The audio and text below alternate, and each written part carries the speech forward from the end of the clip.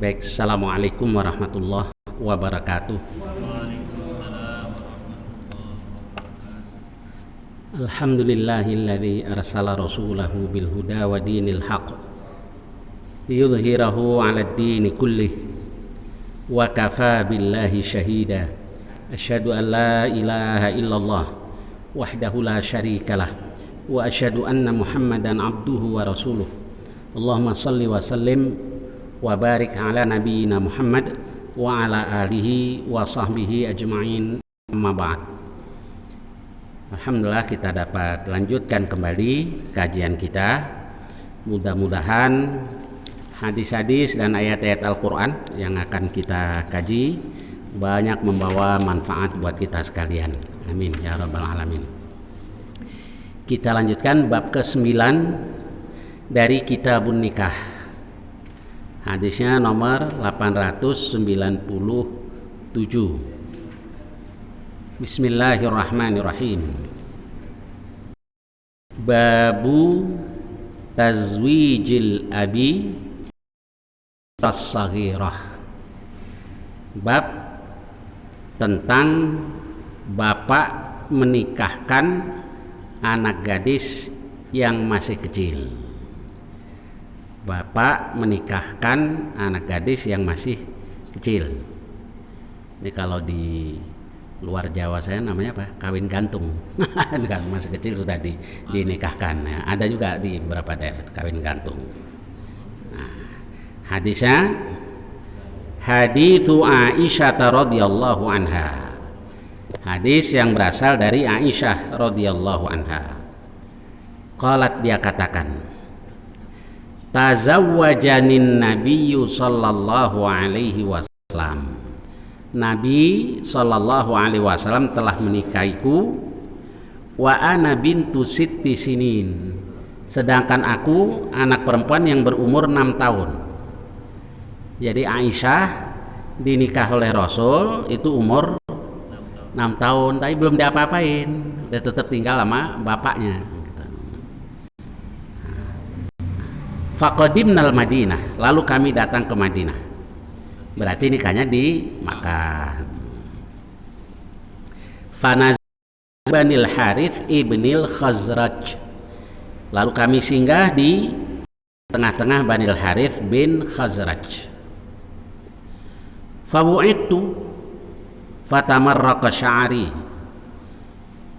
Fabu'iktu, saya pun flu, demam, hingga rambutku pun sampai ke panjang lagi lah, itu tamarraqa sya'ri fawafa jumaimatan, lalu sampai ke jumaimah seginilah itu. Jadi mungkin rambutnya awalnya digundul atau gimana, wallah alam, sampai dipotong mungkin karena demam tadi, dan rambutnya sudah sampai ke pundaknya. Kemudian mana tadi?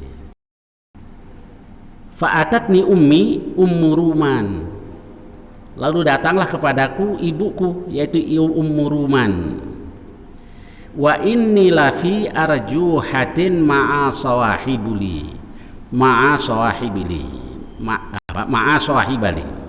wa ma'i inni lafi arjuhah. Saya berada di Arjuhah. Arjuhah kalau di apa itu namanya? Yang ya pokoknya itu deh.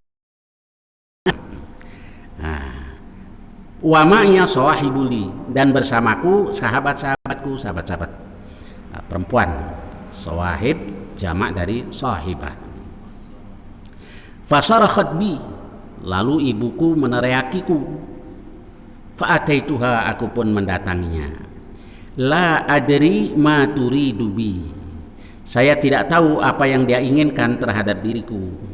Apa ini ibu panggil saya? Fa'akhadat biyadi, lalu dia pegang tanganku. Hatta auqafatni ala babid dar, lalu dia menghentikan aku di pintu dar. Dar itu seperti yang kita bahas pada beberapa kajian yang lalu tuh, rumah inilah, maksudnya apa, ada kan dulu satu komplek lah kita Pak ya. Dah. Wa inni la unhiju, saya kaget. Hatta sakana ba'du nafasi, hingga sebagian nafasku berhenti. Jadi kaget, ada apa ini kok tahu dipegang sama ibu. Thumma akhadat syai'an mimma, kemudian ibuku mengambil sedikit air. Famasahat bihi wajhi wa ra'si, lalu dia usapkan ke wajah dan kepalaku. Jadi dibersihkanlah muka dan wajah Aisyah. Thumma adkhalat nidar, lalu dia masukkan aku ke rumah itu.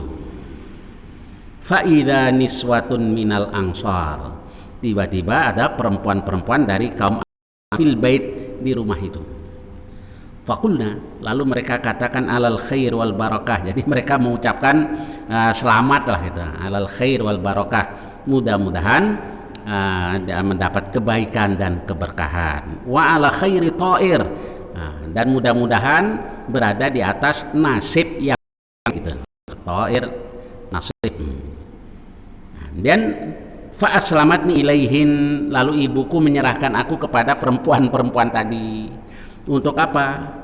Buat didandanin. Fa aslahna min sya'ni, lalu perempuan-perempuan tadi memperbaiki keadaanku, masa didandanin lah, dirapiin. Berarti boleh kan ya pengantin dandan asal sesuai dengan batas-batas Al-Quran dan sunnah Rasulullah Sallallahu Alaihi Wasallam. Fakulna, lalu mereka kemudian falam yaro'ni, tidak ada yang mengagetkan saya illa Rasulullah Sallallahu Alaihi Wasallam duhan. Dia belum tahu apa maksudnya, nggak taunya di waktu duha datanglah Rasulullah SAW yang mengagetkan dia.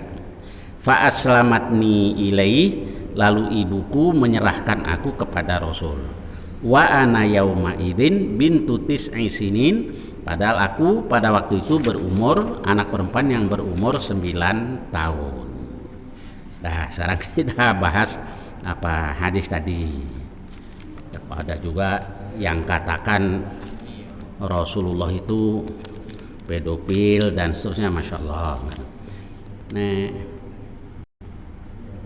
kalau Ustadz Nanang nih, neneknya dulu nikahnya umur berapa? Nenek, kalau ibu mungkin sudah orang sekarang lah Pak. Mungkin di bawah 15. Udah 15, bener. Ibu saya nikah umur 13. Umur 15 punya anak pertama, itu abang saya yang paling tua itu. Umur 15 punya anak sudah. Ya rata-rata segitu. Saya masuk SD tahun 66. Saya kelas 3 apa kelas 4 saya lupa. Ada teman saya belum ada pembalut segala macam kan ya. Nah, zaman dulu masih begitu aja ya. Salah satu teman saya nangis nggak mau pindah di tempat duduknya. Kenapa? Kita nggak ngerti juga nih mas. Anak-anak dulu masih bego gitu. Nggak taunya dia tadi teman-teman perempuannya lah yang ini yang kelas 3 atau kelas 4 itu sudah Pak. Nah, setahun kemudian kalau nggak salah dia keluar sekolah. Apa sih itu keluar? Nikah. Katanya sudah nikah. Dulu nggak ada orang ribut ya gitu, nggak apa-apa. Ya artinya bisa. Dan dia mau, nggak dipaksa kok. Nggak dipaksa. Kayak termasuk Aisyah kan tidak dipaksa. Dan dia mau. Dia sangat mencintai Rasulullah Sallallahu Alaihi Wasallam. Baik ya sudah, barang tentu kita tunggu kematangan anak lah kalau bisa. Tapi bukan berarti tidak boleh itu lihat sikon kan, lihat sikon. Itu yang katakan Rasul pedofil dan seterusnya. Ya, namanya orang nggak senang dengan Islam. Jadi orang nggak senang dengan Islam, baik kafir, musyrik atau munafik, itu macam-macam ini cercaannya. Kalau zina itu nggak pernah mereka bilang begini begitu. Zina itu kan perbuatan dosa yang sangat besar kan, zina. Iya, itu nggak dibahas. Wala taqrabuz zina, jangan kamu mendekati zina, itu kan. jalan-jalan yang menuju kepada zina dilarang. Innahu kana fahisyatan wa sa'a sabila. Itu adalah perbuatan yang keji dan jalan yang buruk. Nah, nanti ada yang lagi yang lebih besar dosanya. Nah, siapa itu? Sudah pernah nikah berzina. Itu lebih besar lagi dosanya. Nah, maka sanksi yang diberlakukan kepada berzina kalau diberlakukan hukum Allah, kalau belum pernah menikah dicambuk lalu ta'zir, diasingkan. Tapi kalau sudah pernah menikah dirajam, lebih berat. Nah, yang ini sebenarnya yang apa? Sudah pernah nikah. Ada lagi yang lebih besar dosanya, siapa? Syaikhun zanin, sudah tua berzina. Sudah tua berzina itu yang kata Rasul, thalathatun la yukallimu, tiga yang Allah nggak mau bicara di hari kiamat, wala yang duru ilaihim, nggak mau lihat mereka, wala yuzakkihim, tidak mau bersihkan mereka yakni dari dosa, walahum adzabun alim, dan bagi mereka siksa yang pedih. Salah satunya adalah syaikhun zanin, sudah tua zina. Ada lagi yang lebih besar lagi, menzinai istri tetangga. Nah, ini lebih besar lagi. Kata Rasul, la ayyazniyar rajul, seseorang berzina dengan bi'ashri niswah, 10 perempuan, aisaru alaihi, itu lebih enteng daripada min ayyazniya bihalilati jarih, daripada dia menzinai istri tetangganya. Kenapa? Banyak yang dilanggar. Satu, zina. Yang kedua, hak tetangga yang mestinya dimuliakan, dan bahkan Rasul sering diwasiati oleh Jibril untuk berbuat baik kepada tetangga. Saking seringnya Jibril berwasiat supaya berbuat baik kepada tetangga, kata Rasul, hatta dhanantu annahu sayuwarrithuh, hingga saya menduga jangan-jangan tetangga nanti bakal jadi ahli waris. Karena sering dipesankan. Yang ketiga, ya merusak hubungan rumah tangga seseorang, itu kan urusan besar. Baik, ini zina. Nah, zina orang nggak pusingin, tapi kalau poligami ribut ya. yang ributin siapa ya? Ya orang Islam juga. Kenapa? Nah, ya banyak sebab. Di antaranya karena belum belajar Islam yang sungguhnya. Yang kedua, ada juga sih ini kesalahannya.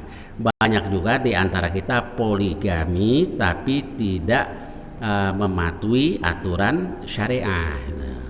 Kan banyak orang poligami diam-diam kan, dan diam-diam. Begitu deh malah ada kasus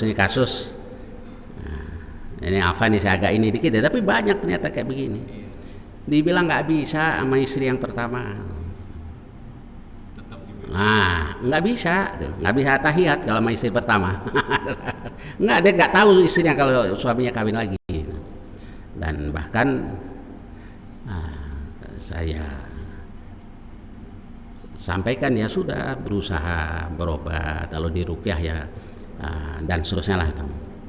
Kemudian lama berapa tahun nggak taunya dia punya anak lagi dengan perempuan yang lain. Jadi poligami yang banyak orang lakukan begini, diam-diam. Memang sih ada alasan kadang-kadang. Ya Ustaz, minta maaf kan lebih mudah daripada minta izin, katanya. Ada juga yang itu. Iya, tapi kalau pakai cara Islam nggak begitu. Sebab kalau bohong kan dosa besar. Kalau tiap hari bohongnya gimana nih? Nah ya numpuk lah. Jadi memang tidak ada syarat harus minta izin kalau dalam Islam dan dalam syariah. Tetapi mesti ngomong, kalau nggak ngomong bohong tiap hari. Rindu ya. Ya nggak ngomong, kalau nggak ngomong bohong. Nah, kalau nggak ngomong kan bohong. Kata orang kalau ngomong nggak bakal dikasih. Ya mau dikasih kayak mau nggak. Nah kalau ya itu satu. Yang kedua harus adil. Yang ketiga, emang benar masih kuat nikah lebih dari satu. Karena orang cuma nih aja, ada yang sok-sokan, ada yang nuruti nafsu. Atu aja jarang dicolek nih, nambah lagi atu ya dianggurin yang atu ya, nambah lagi 3, yang 2 dianggurin atu doang. Nah, jadi kalau Rasul kan tidak. Kalau Rasul benar-benar diurus semuanya lahir batin diurus. Kan kata dan diurus memang Nabi kuat punya istri 9. Kalau kita kan enggak. Maunya doang kan ya, nafsunya doang. Kalau pulang ke rumah istri yang pertama apa yang dibawa? Balsem, kerokin dong. Tinggal capeknya dibawa pulang. Jadi kalau bisa adil, bisa di semuanya di muasyarah bil ma'ruf semuanya, itu benar. Jadi di antara sebabnya itu karena banyak pengalaman poligami seperti itu, akhirnya orang memandang poligami itu negatif karena mesti memang dicontohkan ya. Silahkan kalau ada yang mau contohkan poligami yang baik. Ente mau contohkan silahkan poligami yang baik kalau sama udah tua. Baik, jadi poligami itu ramai dibicarakan. Nikah kayak Rasul dibicarakan ya, tapi zina orang tidak bahas. LGBT orang nggak bahas, malah dipandang baik kan perbuatan, Masya Allah. Jadi karena ukurannya barometernya berbeda, bukan ajaran dari Allah Subhanahu wa Ta'ala. Baik, kita lanjutkan kembali ke masalah Aisyah tadi. Dari hadis tadi, maka para ulama umumnya menyimpulkan bahwa sah pernikahan ketika anak masih kecil. Cuma banyak para ulama berpendapat yang boleh lakukan itu hanya bapaknya saja. Jadi wali kan bukan hanya bapak, abang, paman. Yang boleh lakukan itu hanya bapak kandung. Itu karena sesuai dengan di hadis tadi. Kemudian yang kedua, kalau sudah balik nih anak, kayak Aisyah tadi dibawa oleh Rasul atau dipertemukan dengan Rasul ketika umur 9 tahun dia sudah balik. Boleh nggak dia memilih bercerai atau tetap jadi istrinya? Nah, ini isu memang ada ikhtilaf. Kalau Imam Malik, Imam Syafi'i dan juga ulama-ulama yang lain berpendapat la khiyara laha fi fushah. Fi faschah, tidak ada pilihan untuk merusak pernikahan. Ini apa menurut Syafi'i, Imam Malik dan juga beberapa ulama. Tapi ada juga yang katakan boleh lahil khiyar idza balagat. Dia boleh pilih kalau dia sudah balik. Nah, kemudian mana ini yang benar? Kita tidak bicara tentang balik atau pernikahan kecil atau ini, tapi kan ada juga hadis lain. Subuh-subuh di pintu Rasul ada seorang perempuan. Kenapa? Kata Rasul, ya Rasulullah, saya tidak mencela suami saya dalam hal agama. Nah, kemudian tapi saya nggak bisa tidur sebantal dengannya. Dan di riwayat lain dia katakan, ya Rasul, saya kalau ketemu pengen ludahin wajahnya. Jadi benar-benar dia nggak senang. Di riwayat yang lain lagi dia katakan, ya Rasulullah, malam itu begitu saya buka selimutnya, ternyata di Madinah ini tidak ada perempuan yang tidak ada lelaki yang lebih pendek, lebih hitam, lebih jelek kecuali suami saya. Jadi rupanya nih perempuan dinikahkan oleh abangnya, walinya abangnya, dinikahkan dengan seorang lelaki dengan mahar kebun kan sesuatu yang berharga lah. Dan akhirnya dipanggil suami istri ini, kemudian ditanya oleh Rasul, kamu dikasih apa? Maksudnya maharnya apa? Kebun ya Rasul. Mau tidak kamu mengembalikan kebunnya? Mau ya Rasul. Nah, jadi ini khulu yang pertama kali terjadi di zaman Islam. Kalau berdasarkan hadis tadi, kalau memang dia tidak suka ya boleh, tetapi jangan kayak yang banyak terjadi. Sudah punya anak 2, lapor ke Pak Hakim, Pak Hakim, saya nggak cinta sama suami saya. Punya anak 2 dibilang nggak cinta, yang 2 tuh boleh dari ngigo dua-duanya. Ya settingan. Nah, ini hakim misalnya juga nggak semudah itu harus percaya lah, mestinya jangan diiyain aja. Punya anak 2 dibilang nggak cinta karena sudah tertarik dengan lelaki yang lain. Iya, sekarang nggak cinta. Nah, kalau ini nggak benar yang kayak begini. Baik, kemudian seperti yang tadi saya katakan, Imam Syafi'i itu dan para sahabat Syafi'i mengatakan yustahabbu alla yuzawwijal abu wal jaddu al bikra hatta tablugh. Cuma Imam Syafi'i dan beberapa pengikutnya mengatakan sebaiknya itu bapak kakek tidak menikahkan gadis sehingga dia balik. Wa yasta'dinuha, dan dia minta izin. Maka penghulu kadang-kadang kan suka diminta izinnya benar, kamu redho saya nikahkan dengan si fulan. Kenapa? Li alla yuqi'aha fi azri zauj wa hiya karihah, supaya tidak menceburkan dia dalam ikatan, dalam tawanan suami padahal dia nggak suka. Baik, ini apa? Nah, kemudian bagaimana dengan Aisyah? Aisyah kan senang jadi istri Rasul. Kemudian selanjutnya Imam Nawawi katakan begini, wa hadzal ladzi qaluhu la yukhalifu hadits Aisyah. Yang dikatakan Imam Syafi'i dan para sahabatnya ini tidak bertentangan dengan hadis Aisyah tadi yang tadi kita bahas. Sebab kayak Abu Bakar kenapa menikahkan Aisyah dengan Rasul padahal Aisyah masih kecil.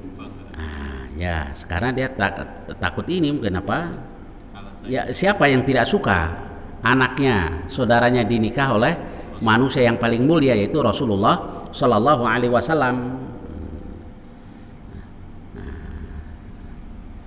Baik, kemudian selanjutnya kata Imam Nawawi, li anna muradahum annahu la yuzawwijuha qabla al-bulu idza lam takun maslahatun zahirah, bahwa bapak kakek tidak menikahkan anaknya sebelum balik kalau tidak ada maslahat yang terlihat, yang yukhafu fautuha, yang dikhawatirkan luput tadi bitakhir karena menunda. Ke hadis Aisyah contohnya adalah hadis Aisyah radhiyallahu anha tadi. Jadi ada sebabnya lah gitu. Baik, kemudian tentang tadi kan menikah waktu kecil. Dipertemukannya kapan? Dipertemukannya kapan? Ya, ada yang berpendapat kalau sudah balik, ya itu jelas kalau sudah balik. Ya, Aisyah itu sudah balik baru dipertemukan dengan Rasul. Lalu beberapa ulama tambahkan lagi kalau dia sudah mampu melayani suaminya. Sebab anak baru balik ada juga yang fisiknya mungkin belum mampu dia untuk menjadi seorang istri. Balik dan sudah mampu siap menjadi seorang istri. Nah, itu baru dipertemukan sebagaimana yang dilakukan oleh Aisyah dan Rasulullah Shallallahu Alaihi Wasallam tersebut. Baik, ini tentang seorang bapak yang menikahkan anak gadis yang masih kecil. Ya biasanya orang bilang kawin gantung. Kalau kita cerai gantung, ya kan? Kok cerai gantung? Karena di Indonesia ada sighah talak ta'alik. Ta'alik kan gantung. Jadi belum apa-apa kita sudah ceraiin sebenarnya. Ya, aturannya begitu. Nggak kita ucapkan juga kita tanda tangani di buku nikah. Jadi cerai gantung. Sewaktu-waktu saya tinggalkan istri saya sekian lamanya, tidak memberikan nafkah lahir dan batin, istri saya tidak redha, dia mengajukan gugatan ke pengadilan, gugatannya diterima, jatuhlah talak saya satu kepadanya. Jadi kita sudah mentalak secara ta'lik sebenarnya. Padahal kalau ulama-ulama dulu mencontohkan ta'lik itu begini, anti taliqah idza dakhalti baita fulan wa fulan. Engkau tercerai kalau sampai engkau masuk ke rumah fulan dan fulan gitu. Jadi suami yang nih. Kalau sekarang terbalik gitu ya. Ya. Jadi kalau ini perempuan melanggar masuk ke rumah fulan-fulan otomatis tercerai karena suami mengatakan itu anti taliqah, engkau tercerai kalau engkau masuk rumah fulan misalnya. Ya tujuannya dulu untuk melindungi perempuan karena banyak juga lah dulu yang nikah cerai itu banyak. Waktu itu saya masih kecil tuh orang semua maunya lah nikah diceraiin, nikahnya asal, cerainya asal juga. Itu kalau orang Jawa bilang kawin pinco. pegat sampluk. Nikahnya walimahnya asal aja pakai daun pisang digituin, pincuk namanya itu, daun pisang. Cerainya gaplok udah pergi lo, selesai. Jadi dulu banyak juga memang kasus seperti itu. Tapi ini banyak juga yang orang manfaatkan sigot talak taklik tadi. Istrinya bikin gara-gara yang bikin suami marah, siapa juga marah, pulang jam 1 misalnya. Sekali, 2 kali, 3 kali kan lama-lama nggak tahan juga kan suami. Tabok, lapor ke hakim. Nih Pak Hakim saya padahal memukul tadi kan harus dilihat sebabnya dulu kenapa suami memukul istrinya. Bandel pulang jam 2, jam 3 ya pasti lah ditampar sama suami. Nah ya, jadi bagaimanapun juga yang paling sempurna adalah aturan Allah dan Rasulullah Sallallahu Alaihi Wasallam. Baik, kita lanjutkan bab berikutnya. Babus sodak, bab tentang sodak. Sodak itu mahar. Wa jawazi kaunihi ta'lima Qur'an, dan dibolehkan mahar itu berupa mengajarkan Quran. Wa khatama hadid, dan cincin besi. Wa ghaira dzalik min qalil wa katsir, dan yang lain-lain, yang sedikit yang banyak. Dan wastihbab kaunihi 500 dirham, dan disukai kalau dia berjumlah 500 dirham. Ini buat yang mampu. Kenapa? Karena Rasul maharnya segitu, 500 dirham. 1 dirham itu 3 gram perak. Kalau 500 dirham berarti 1.500 gram, 1,5 kilo perak. Perak gua mahal kan. Anggaplah 1 gram berapa, 200 misalnya, atau 100 aja deh, berapa itu? Miliar kan. Jadi Rasul itu memberikan mahar kepada istri-istrinya gede. Yang maharnya sederhana, tapi nggak sederhana juga sebetulnya. Sofiyah binti Huyai bin Akhtab, itu maharnya adalah pemerdekaannya, karena dia tawanan perang. Pemerdekaannya sebagai mahar. Yang lain-lain besar Nabi kasih mahar. Baik, tapi bukan berarti harus, boleh juga. Sebab Nabi juga katakan khairus shadaq aisaruha. Mahar yang paling mudah, yang terbaik adalah yang paling mudah. Kayaknya harus inilah Pak, begini kali ya Pak. Pihak perempuan jangan mempersulit mahar lah. Sian nanti orang nggak nikah nanti. Kan ada tradisi di beberapa daerah tuh mahar itu sebagai satu prestise gitu. Jadi kalau maharnya gede itu baru merasa nih. Nah akhirnya kan berat juga, anak sudah sama-sama cinta nggak dinikah-nikahin juga gitu. Baik, kemudian pihak lelaki jangan juga meremehkan perempuan. Kalau memang ada, kasihlah mahar yang layak. Insya Allah kalau begitu jadi bagus ya. Jadi perempuan jangan mempersulit, lelaki jangan nyembarangin, jangan ngeremehin pihak perempuan. Baik, kasusnya adalah ini haditsu Sahli bin Sa'din As-Sa'idi. Anna mar'atan ja'at Rasulullah, bahwa ada seorang perempuan datang kepada Rasulullah SAW. Faqalat, lalu dia katakan, ya Rasulullah, ji'tu li ahabaka laka nafsi. Ya Rasul, saya datang untuk serahkan diri kepada Tuhan. Ini apa maksudnya? Jadi kalau ada seorang perempuan datang kepada Rasul ya, bukan kita, maka kalau Rasul mau boleh menikahinya tanpa memberikan mahar.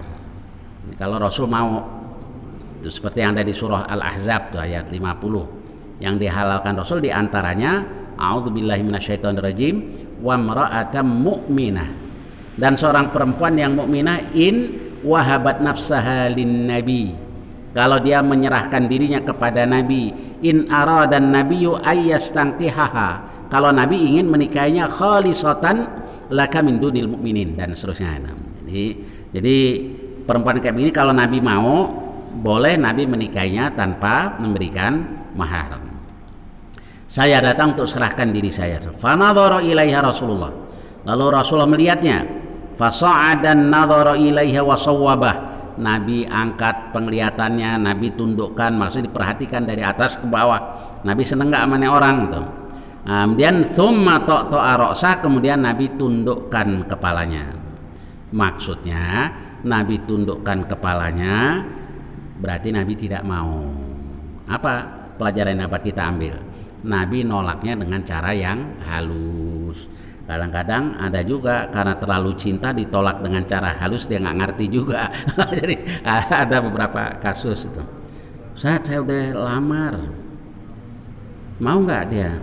Nih suruh nungguin dia mau kuliah dulu, itu berarti nggak mau lagi. Maksudnya dia masih tetap ini aja kan dengan bahasa ini kan maksudnya apa? Iya, dia masih mau kuliah dulu berarti nggak mau. Ada lagi yang belum bisa mikir. Jadi tungguin aja belum bisa mikir, berarti dia nggak mau. Jadi itu sudah benar, dia menggunakan bahasa seperti itu. Mau tegas juga nggak apa-apa. Baik, kemudian falamma ra'atil mar'atu annaha lam yaqdi fiha syai'an jalasat. Ketika perempuan itu tahu bahwa Nabi tidak menginginkannya sedikit pun, sesuatu pun, jalasat, dia pun duduk. Ya, Nabi nggak mau nih, dia duduk. Faqama rajulun min ashabih, lalu berdirilah seorang lelaki di antara para sahabatnya. Faqal, lalu dia katakan, ya Rasulullah, illam yakun laka biha hajah, kalau engkau tidak menginginkannya, fazawwijniha, nikahkan aku dengannya. Nabi nggak mau nih, kalau nggak mau saya aja deh ya Rasul. Jadi ada yang siap nikah ini. Faqala lahu, lalu Nabi bersabda kepadanya, hal indaka min syai', kamu punya sesuatu tidak? Maksudnya punya nggak buat mahar? Faqal la wallah ya Rasulullah, tidak demi Allah ya Rasulullah. Ya Allah, giliran ada perempuan mau dinikah dia nggak punya apa-apa. Qal, Nabi katakan, idhab ila ahlik fangdur hal tajidu syai'an, pergilah ke keluargamu dan lihatlah barangkali engkau mendapatkan sesuatu. Fadhahaba thumma raja'a, dia pergi pulang ke rumah keluarganya lalu kembali lagi ke tempat Nabi. Faqal, lalu dia katakan, la wallah ya Rasulullah, tidak demi Allah wahai Rasulullah, ma wajadtu syai'an, saya tidak mendapatkan sesuatu pun, nggak ada apa-apa ya Rasul. Qal, Nabi katakan, ungdur walau khataman min hadid, coba periksa kembali sekalipun cincin besi. Berarti boleh kan ya, kalau memang perempuannya mau nikah, maharnya apa namanya? Imitasi cepean tahun 71 yang dipikir. Kalau memang mau ya nggak apa-apa. Ungdur walau khataman min hadid.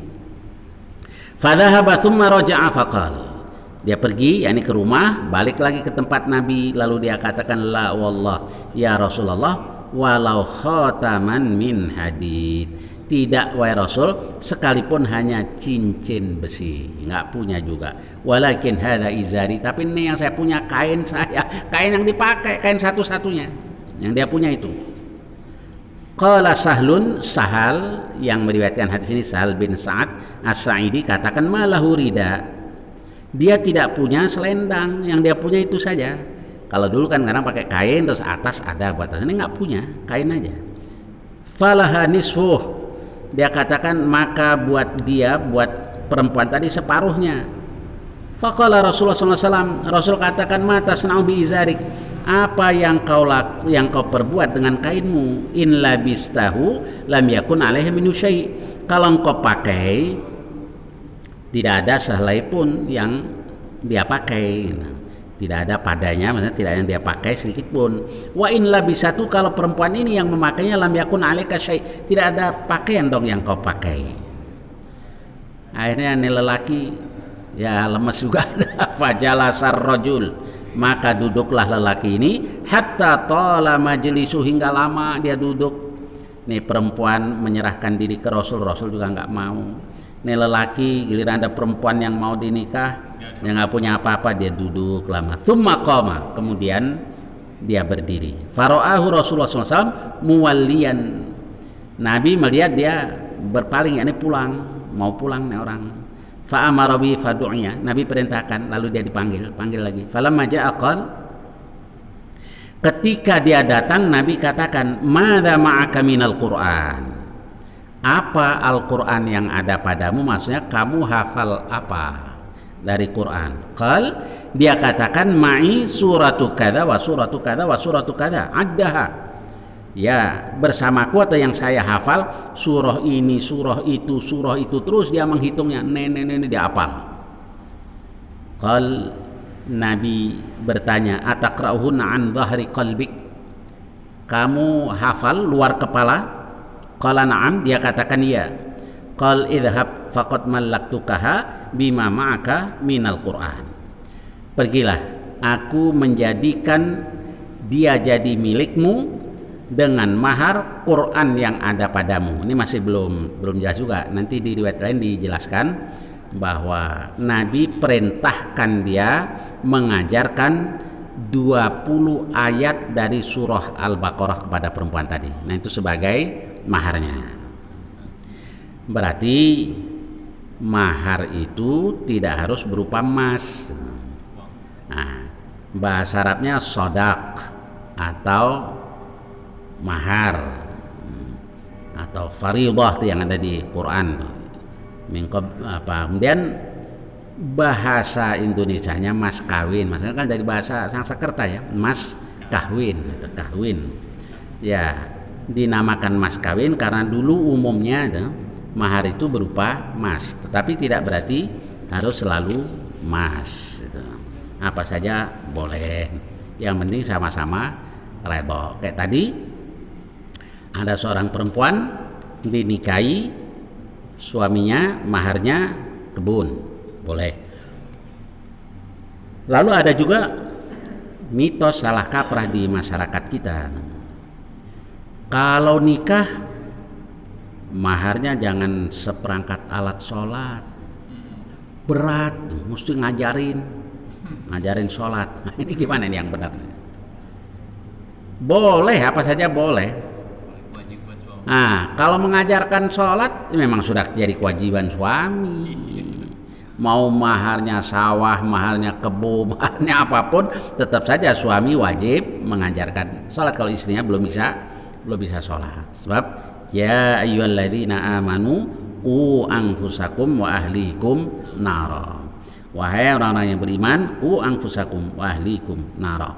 Jaga diri kamu dan keluarga kamu dari neraka.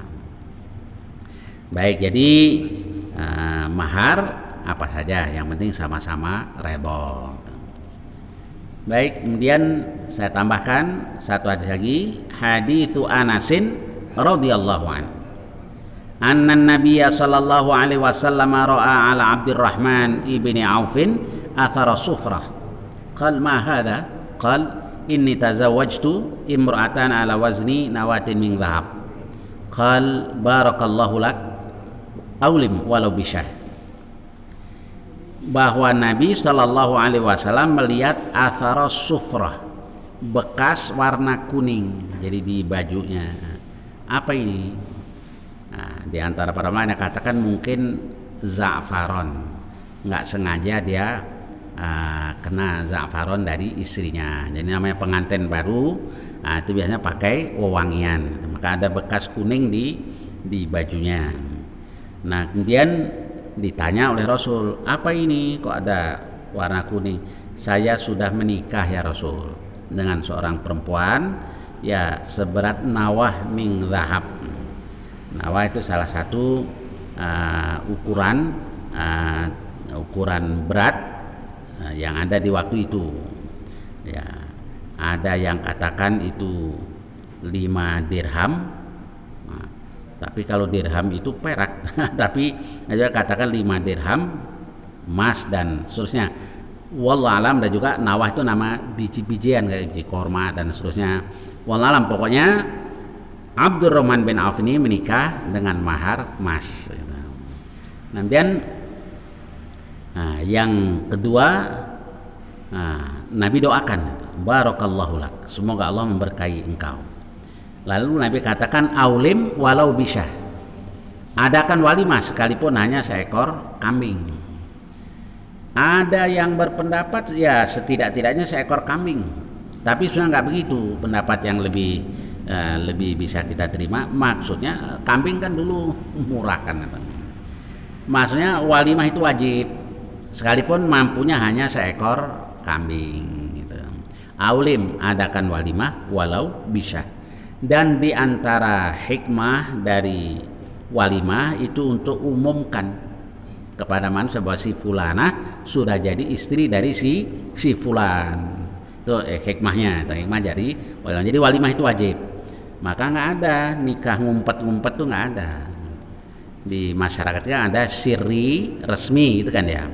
Kalau yang dimaksud tuh sirri itu tidak ke KUA, ya nggak apa-apa, tapi bukan berarti ngumpet. Jadi nggak ada nikah ngumpet. Nah, jadi a'linun nikah, Nabi katakan umumkan pernikahan. Nah, di antara cara mengumumkan ya dengan cara walimah tadi.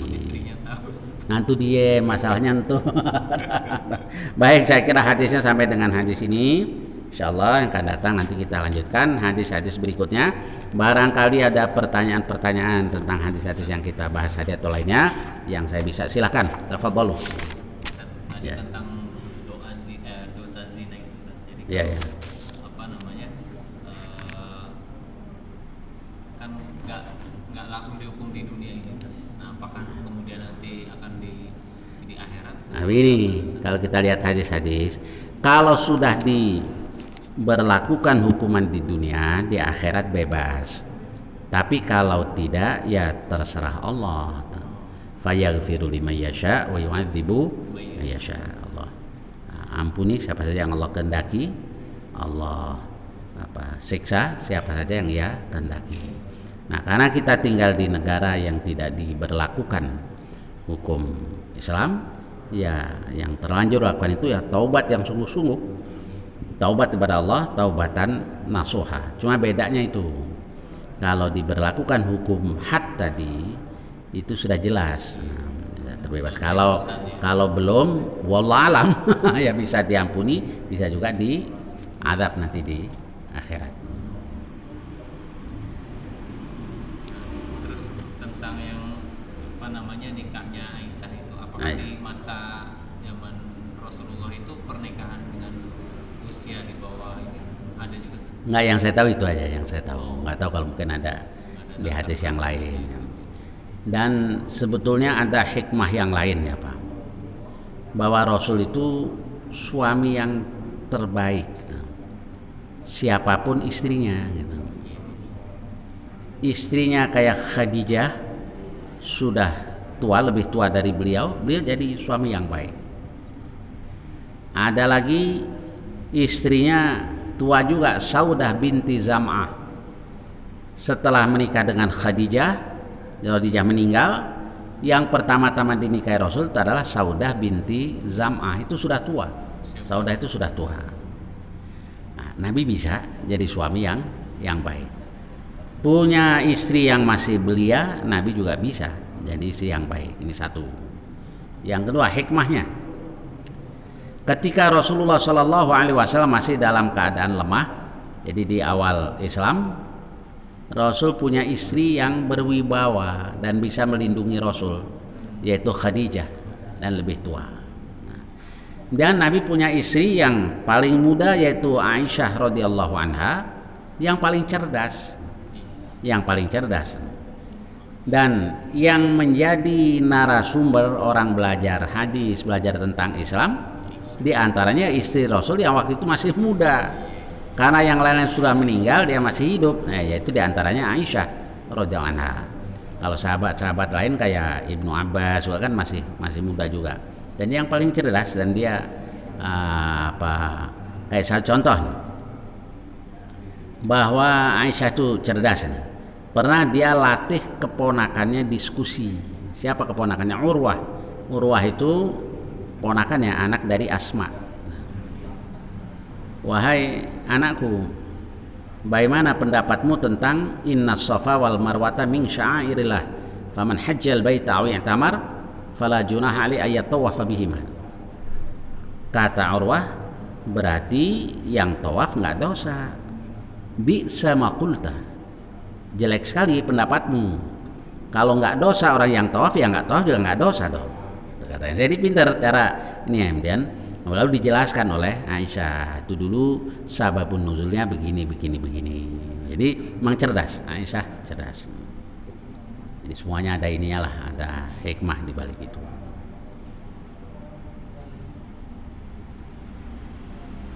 Ya, silakan.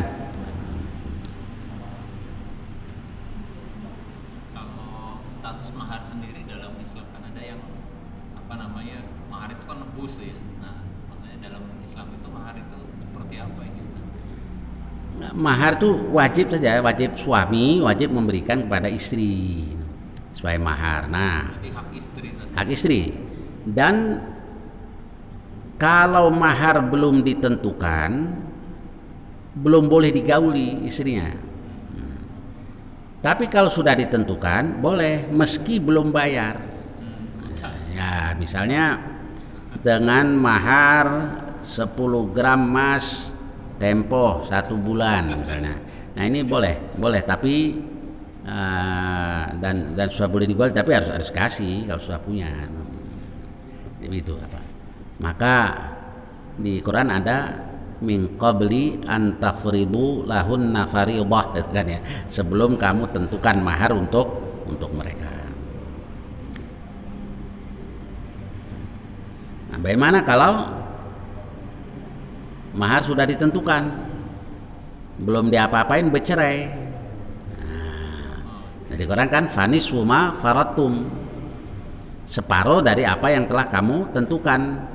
Illa ayyafuna aw ya'fu alladhi biyadihi 'uqdatun nikah, kecuali istri itu memaafkan, deh bang nggak bayar nggak apa-apa deh, belum diapa-apain ini.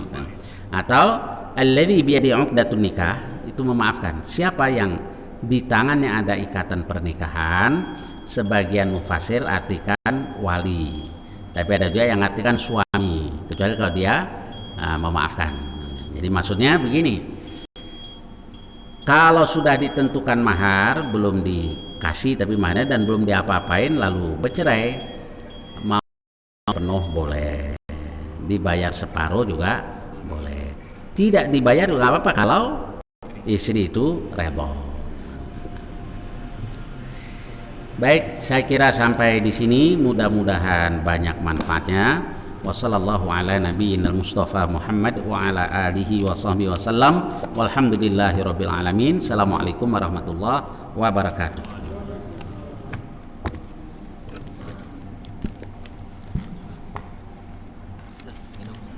Oh iya, jazakallah.